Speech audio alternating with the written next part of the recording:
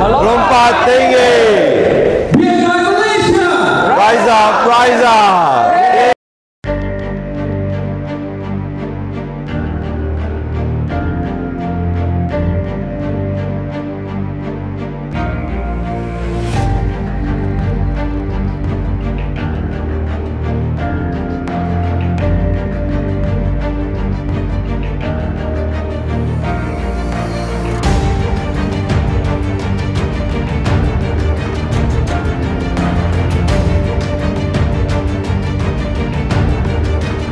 Assalamualaikum dan selamat pagi.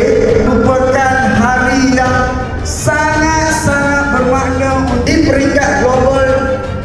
Semalam tu ada hujan-hujan BNI. Jadi inilah permulaan BNI di Kelantan.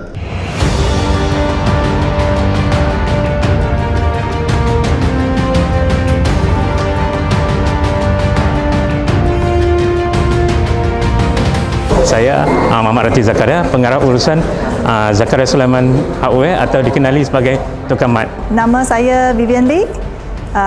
Kualifikasi saya adalah seorang real estate negotiator. Nama saya Abdul Aziz bin Abu Bakar daripada Walkwell Asia Sdn Bhd, merupakan training provider ataupun kualifikasi dalam BNI Kijang adalah training provider di bawah Syariah Corp. Apa yang saya suka dalam BNI adalah building relationship. Saya dapat membina hubungan dengan ahli-ahli BNI yang berjumlah hampir lebih 100 orang. Vivian rasa sangat seronoklah dalam a big family. The very good benefit ni ialah dalam satu team ni kita boleh kenalkan ramai different bidang punya big bosses. Saya dapat berjumpa dengan pelbagai toke-toke ataupun business owner yang mana dalam pelbagai kualifikasi yang sangat memberi impact kepada saya untuk saya memperkenalkan bisnes saya kepada pasaran di negeri Kelantan ini.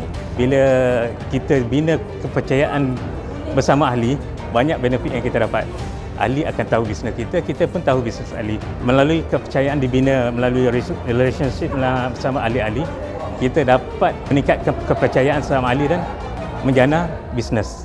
Saya nampak ada satu semangat kesatuan ataupun satu semangat teamwork di kalangan kami dalam mengumpulkan boleh dikatakan 100 lebih usahawan-usahawan di Kelantan. Kita boleh belajar banyak pengalaman, dia orang very good for sharing lah, sharing business punya tips, pengalaman yang dia orang ada, semua orang very friendly. So sangat seronok lah Vivian join BNI ni dan selama-lamanya memang Vivian nak carikan networking, a very big networking. So tempat ni lah yang Vivian dapat jumpa very good big networking sharing. Demo rasa penat buat nego sore-sore, why not join 150 orang ahli perniagaan bersama kami untuk kita buat perniagaan bersama-sama. Tak payah pening kepala lepas ni. Customer kita pakat share. Jangan mengalah, jangan menoleh. Setiap cabaran kita hadapi, langkah besar, impian digenggam. Kini saatnya kita bersinar terang. Kijang melompat tinggi, bersatu berjuang hingga ke puncak. Go kita takkan jatuh, kita takkan kalah. Go inilah masa kejayaan milik kita.